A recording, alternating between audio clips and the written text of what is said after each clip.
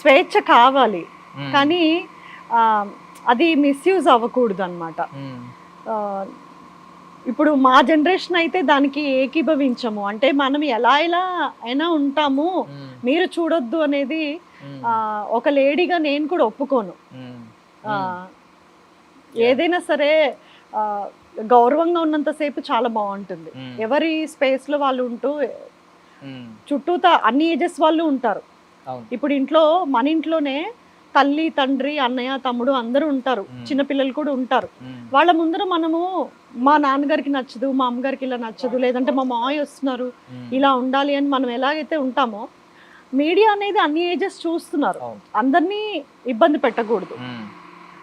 అన్ని ఏజెస్ని వాళ్ళ hormones impact అవుతుంది, మ్మ్. మ్మ్. అది పాడవటానికి జరగకూడదు. మ్మ్. కరెక్ట్. వాళ్ళకి ఒక గుడ్ ఇన్ఫర్మేషన్ ఇవ్వటానికో ఒక మెచ్యూరిటీ తేటానికో మనం బిహేవ్ చేయాలి తప్పితే మ్మ్. మన వల్ల అంటే మేము ఇలాగే ఉంటాము మీరు చూడొద్దు అనటం నేను ఒప్పుకోను. Super super answer. ఈవెన్ చాలా మంది చెప్పేది ఏంటంటే స్వేచ్ఛ అంటే కాస్ట్యూమ్స్ లోనే ఉంది. ఇప్పుడు మీరు ఉన్నారు మ్యామ్, ఇప్పుడు మిమ్మల్ని చూసి మీ హస్బెండ్ చాలా సార్లు ప్రౌడ్ ఫీల్ అయి ఉండొచ్చు, అవును, అంటే ఎంత పేరు తెచ్చుకుంది, అవునండి, అవును.